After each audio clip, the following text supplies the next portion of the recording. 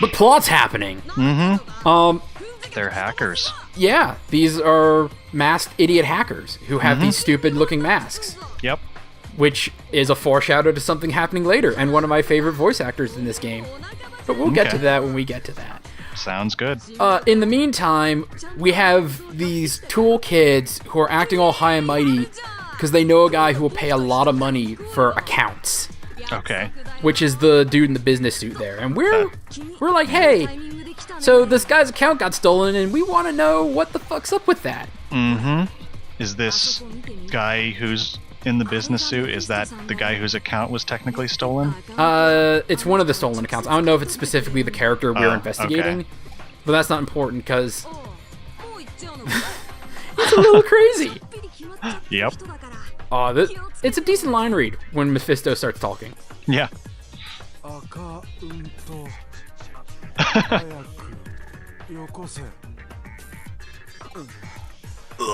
Wow. Do it. Gimme. Wow. Jesus. So have you figured out what the fuck's wrong with Mephisto yet? I'm going to take a guess and assume that's a hijacked account for one thing, but also, like, he had some sort of run-in with one of those data eaters or whatever? Nope. Okay. Those data eaters are actually out of the plot for a while. Oh, okay. No, this is kind of a cool invert, kind of flipping the script that they don't really touch on as much as they should. Oh, he's flipping out. What did you do? Are you high? No, he wants as many accounts as he can get, especially different kinds of accounts. It's almost like he wants to collect them all. Oh. It's almost like he's a Digimon that collects humans. Huh. So this is... So he's parading as a human.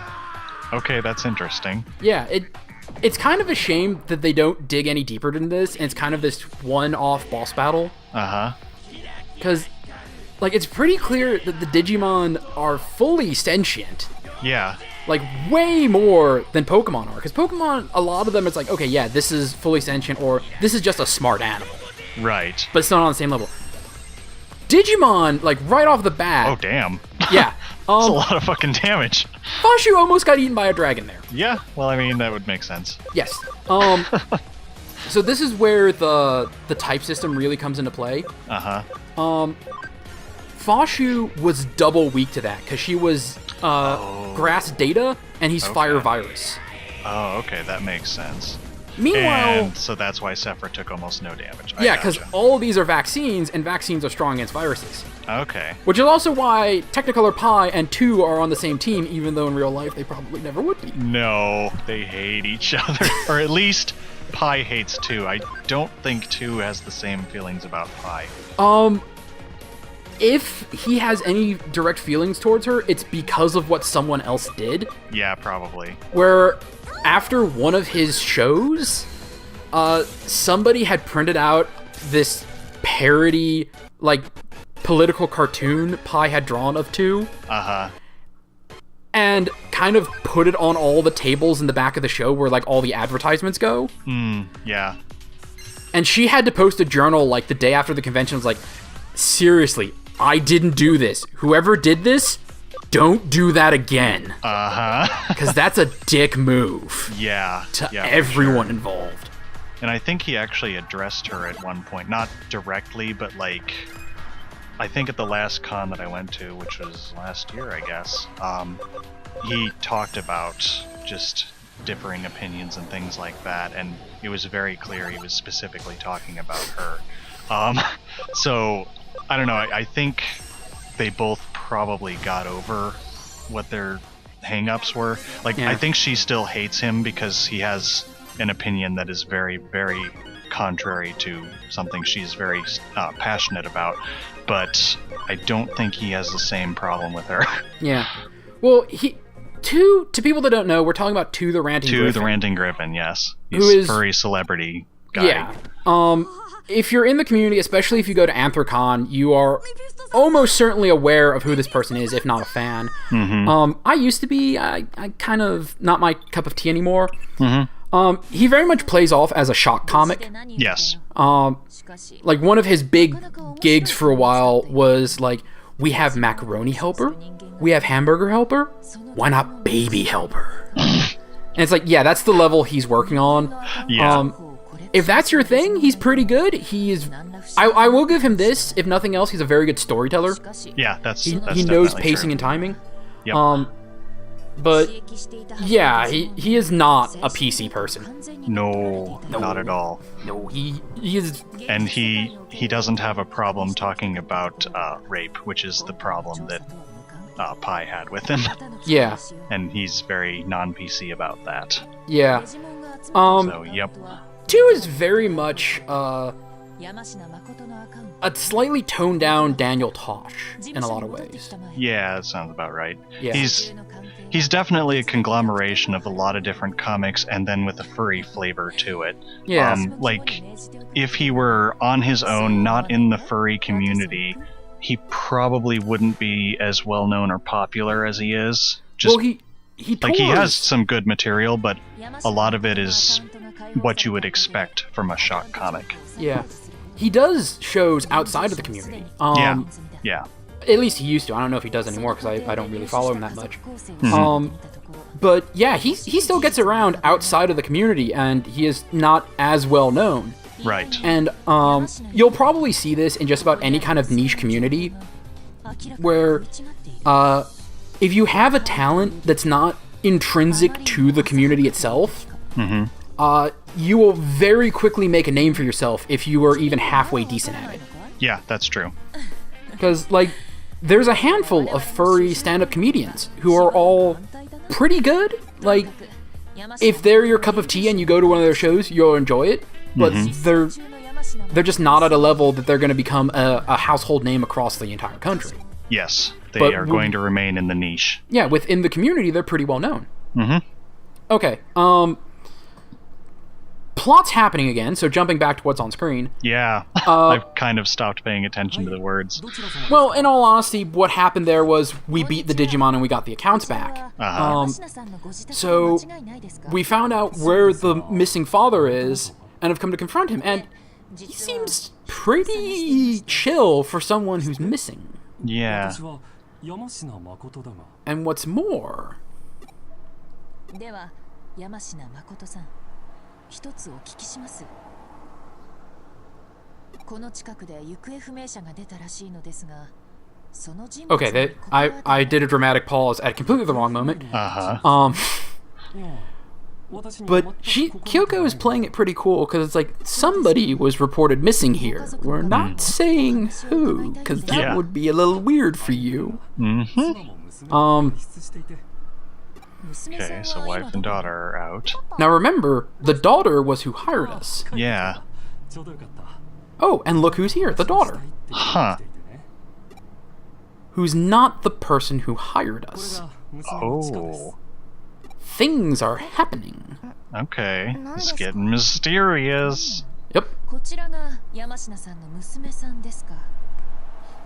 I would love for him to react really suspicious right now, like, other daughter. No. Yeah. Don't think? Well, that was I hope not.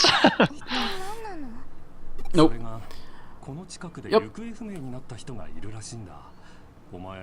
So, yeah, we talked over a lot of the plot, but there are a couple of key moments that I'm going to make sure we do actually pay attention to. Yeah. Because well, it this does did get just suddenly get interesting, so Yeah. that's always good.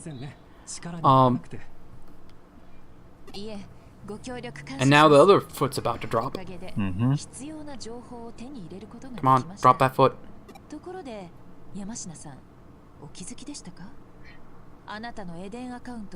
I have an Eden account? Oh.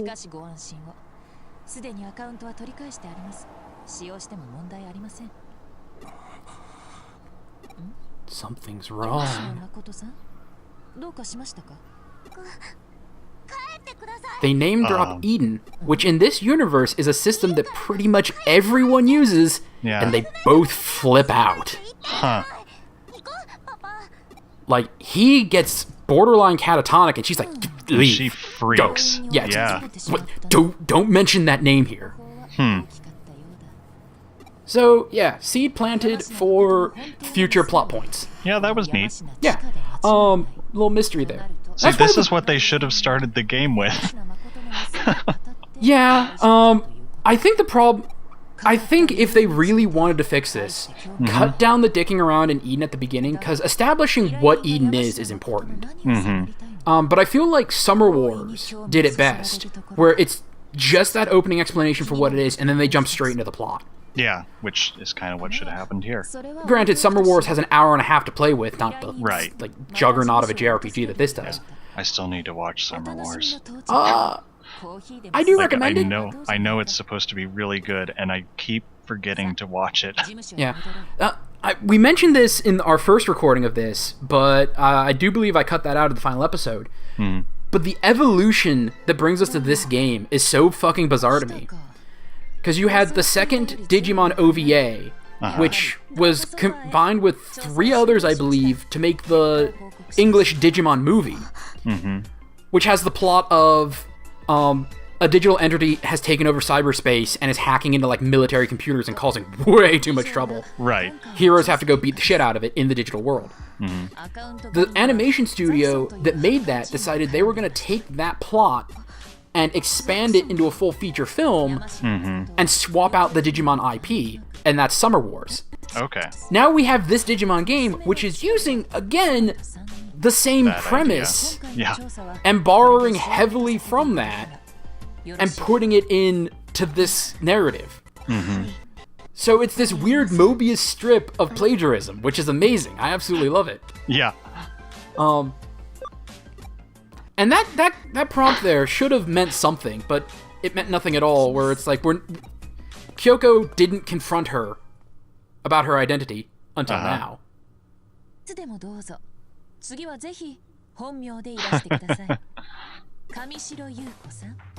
And again, it's using that camera angle sprite trick that you Yes. Like. Yeah, that is kind of nice. Yeah, they do that a lot. And it's back to the free play. Oh,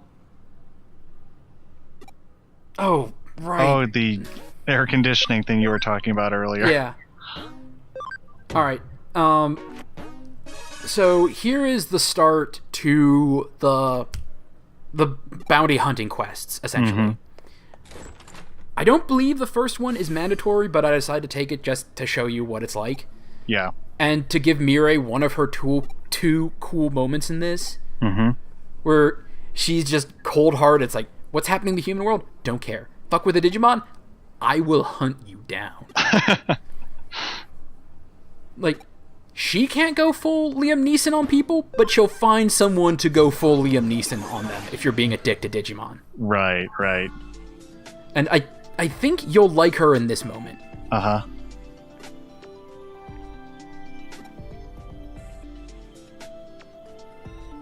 Yes.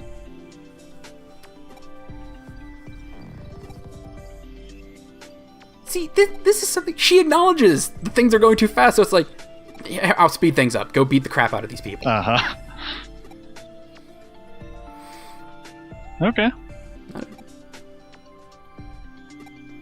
It might be the set when you finish this that she gets the cool line.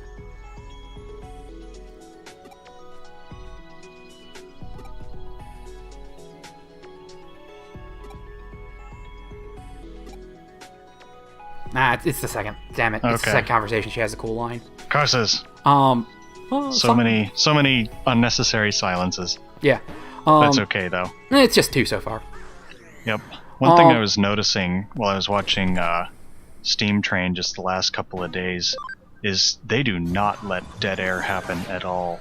No. And sometimes that's a good thing, and sometimes that's a bad thing, because, like, in the Steam Train thing, they were doing this farming game, and apparently Ross had modded it so that Undertale music was playing, and they're like, oh, damn, this Undertale music, and blah, blah, blah, blah, blah, and then they just kept talking, and I couldn't even hear what song it was, and that made me so mad.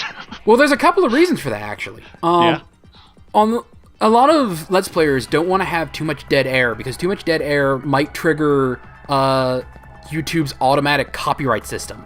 And flag your video. That makes sense. And if you're fully monetized and you're using YouTube to make money, that video will be flagged within the first day, and that's when you get the majority of your hits. Okay. And even if your video is falsely flagged, I don't know if they've since changed it, but last time I checked into it... You don't get the money, yeah. You don't get the money. In fact, the other people who own the video do. Yeah, so...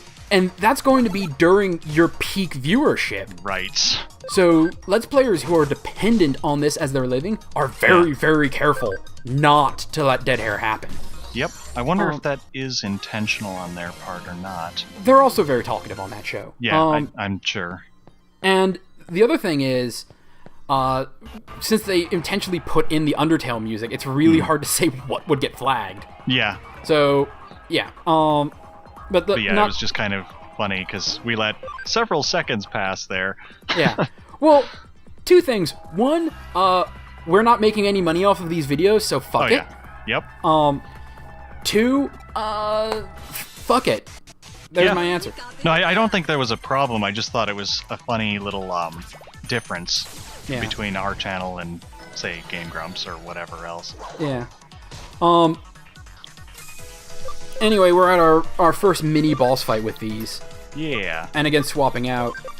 And again, I didn't realize until I done, but I put 2 and Pi together a lot. Strictly for tactical reasons. Yeah, it works. Whatever. Like, again... I'm sure they're not going to bitch at us too much, right? 2 won't even watch this, and Pi probably won't either. No, we... Like, of the 40 people watching us, I doubt either of them.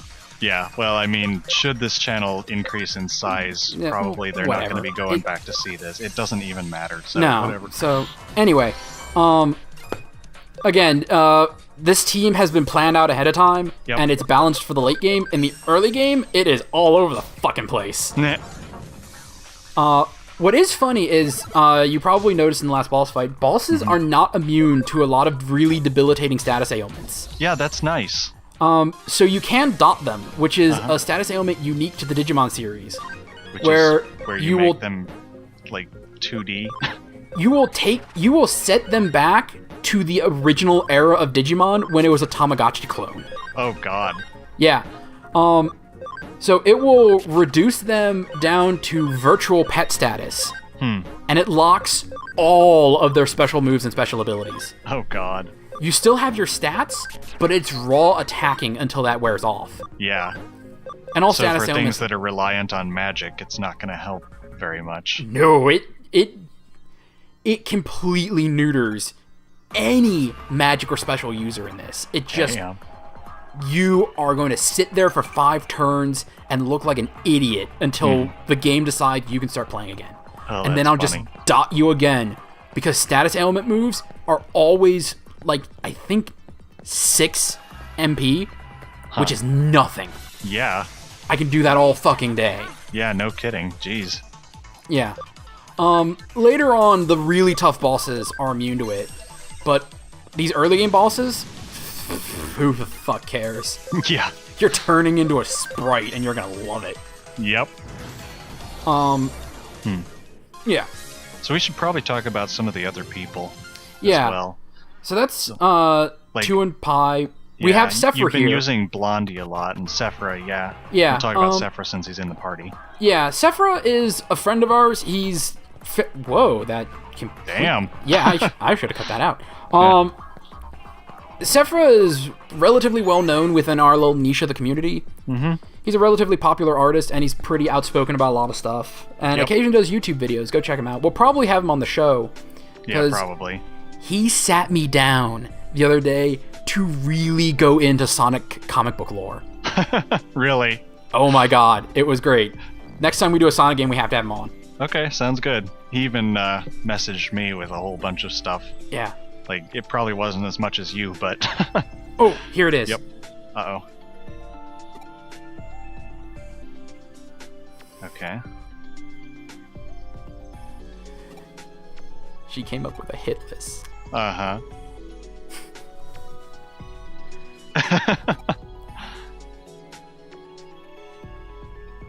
And now she's explaining the Digifarm mechanics for it and all that. Okay, yeah. But I felt like that kind of cold-blooded, calculating nature would be right up your alley. Yeah, that is pretty nice. Yeah, that is sadly the one characterizing moment we have of her. Okay. Everything well, else whatever. is it's a pure good mechanics. character. Yeah. Good character moment. Yeah. Yep. So yeah, I'm giving a little show of the Digifarm, and again, this is New Game Plus, so my Digifarm is completely maxed out. Yeah. Throughout the game, you start with 1 Digifarm. It can hold 10 Digimon and 1 item. Mm-hmm. You find things to upgrade it, so each Digifarm can hold 5 items, and by the end of the game, if you find all of the stuff, you get 5 Digifarms. So you can have 50 Digimon sitting on the back burner doing stuff. Nice. If you are playing this, I do recommend you max out one of the Digifarms, and just have it grind the 1000 level, because that's where you get the items that boost experience points. Okay. Now, this is the silly looking. That's Vegemon. Yep. These are the first 2 I'm digivolving, because I'm going to go ahead and digivolve Pi so she can reach her true form. Okay. That makes sense. But who I just digivolved was Sigil. Uh-huh. Sigil is another artist who gets a lot of love, especially in our little niche. She is mostly known for this really line-heavy style. It's really cool. I do recommend you looking her up at some point. I probably should, because I don't know her at all. Yeah. She is also... she's a really fun person to be around. I've worked with her on the card game. She's the art director for Ferroticon. Okay. So anyone who's worked on that has probably spoken with her on length. She's at cons. She usually has a booth, or she shares the Ferroticon booth and draws at the table. It's great. Mm-hmm. People may have thought it's like, hey, she does a lot of like BDSM art, so maybe I was going for Rosemon. No. Shh, I'm going for something else. Don't worry about it. Okay. It will make sense when we get there. And Technicolor Pi, I've evolved to Gautamon because she's a cat. Yep. That's about where that began and ended. Calico Cat. Yep. Good enough. Yep. But yeah, Sephra, great friend of the show. Bunny character. Yeah, he is a bunny with wind powers, so and this makes sense. huge ears. And huge ears. Like, when he redesigned his character, make the ears even bigger? Oh, I'm sure. Or did he tone it down? I think he remember. did. Yeah. Anyway. They're like about as big as his body. Yeah, we will almost certainly have him on the show if we can drag him out of the hole that he likes to hide in. Yeah. Now he's gonna go, Bwah! Yeah, he started listening to, but I don't think he's gotten up to the Digimon episodes yet. Yeah, well, he will eventually. He will, and I will certainly get messages about it. Yep. The other people on the team, we have Uncle Kage. He's kind of in the same category as 2, in the sense that if you go to conventions, you probably know him. That's because he's the guy who does Anthrocon. Yes. Like, that's his baby. Yeah. So, yeah, Uncle Kage is super well known in the furry community. Yeah. Which is strange, because there aren't that many insect personas, and he's a cockroach. Yeah, so in just about every way he stands out, because he is older than the majority of the fandom by a considerable degree. Yeah, like 50s or something like that. Yeah, in a community that, like... It's typically between 18 and, like, 30. Yeah. Like, at least the ones who are active. 18 to 34 kind of age range. Yeah. So he stands out. He's also one of the saner people who have a huge face in the community. Yeah, he's actually done a hell of a lot to make furries a little bit more accepted in the general populace. Yeah. He's usually when, like, local news groups or people want to come in to the convention and film stuff. He's usually right there, and he's the face of the community. So yeah, for sure. And he's a good face for the community, too. Yeah, because very reasonable man. Yeah, he understands what is expected of a human being in civil society. Which is more than can be said of a lot of people, unfortunately. Yeah. And I'm saying more... Not just furries. Yeah, not just furries. In most communities. Yep. And... let's see here. We have that. We have Fashu, who's another good friend of the show. Yeah. More Fashu's your friend than mine. Yeah, Fashu is a fantastic artist. Doesn't draw as much as she should, but that's just been a personal problem in recent years. But just really well known in our community. Not quite so much outside, but there is some bleed into the larger furry community as well. just because the art is amazing. Yeah, she's very easily one of the better artists in our little niche of the community. Yeah, definitely. She's a mango fennec. Yep. Mango colored, probably not flavored. Probably. But yeah. Yeah. So there's Fashu, who, Fox, Renamon, you know. Yeah. And you're using Blondie, and we talked about Salty. Yep, Blondie and Salty. Yep, Blondie, Blonde Velvet. She is also a pretty fantastic artist. She bleeds into the larger community as well. Has a Tumblr goes by Useless Enthusiasm, where she does a whole bunch of Undertale art. Yeah, she's really gotten on the Undertale bandwagon. Yeah, big time. Yeah, to the point where I'm pretty sure it's an unrelated thing, but she recently stopped taking commissions about like the niche subject matter that we're kind of known for. Yeah, well, she was never like specifically into that to begin with. It's just that's where the money was. It's one of those situations. Yeah, and I think she's gotten big enough, and there was enough of a problem that she just kind of moved to a different, she was able to say no. Yeah. And to those sorts of things. That is an accomplishment in of itself, because so many artists, it's you make a name for yourself for doing this one thing. Yeah. And that's where the money will come from. And if you get big enough that you can escape that, kudos to you. You have made it. Yeah. And yeah, Blondie's made it. Yeah, good for her. So, props. Yeah. Especially in our community where there isn't that much money. I mean, we give... It's like we were talking about in the Sonic thing. We give a lot of love to artists, more so than a lot of other communities. But we also get these really strange ideas, especially about the fairness of pricing. Oh, yeah. Well, considering so many artists post so much for free, like, you tend to start thinking, oh, well, art can't be that expensive or worth that much. Yeah. And then you get into that horrible trap where there are so many people out there putting stuff out for free that were either... they were commissioned by someone else to make this, or they're trying to make a name for themselves. Yep. That there is a difficulty in making money out of art, because if you put your stuff behind a paywall, there's a lot of people that will go, well, okay, I guess I'm not going to be looking at your stuff anymore, because there's so much others out there for free. And oftentimes of equal quality. Yep. And then you have people taking it a step worse, where it's like, well, it's always been free, so I want to continue it to be free, so I'm just going to pirate it. Right. Which is a dick move. Yeah. Yeah, I mean, you're not going to stop that. It's going to happen, but I hate it when it happens. Like... Because it's just breaking the social fucking contract. That's what it is. I have come to terms with its existence. What really gets me are the motherfuckers out there who try to play it off like they're not doing something shitty. Yeah, like they're being the moral ones. Yeah. Like that bothers the fuck out of me. Like, I got into a huge argument with this guy who was so fucking baffled that I paid money for a book. It's like, this took a lot of work. Yeah. This guy dedicated hours of his life, days, a year of his life to make this fucking book as cool as it is. Yeah, but you can get all the chapters free online. I mean, he posted it chapter by chapter himself. And it's like, that doesn't stop me wanting to support this guy. Yeah.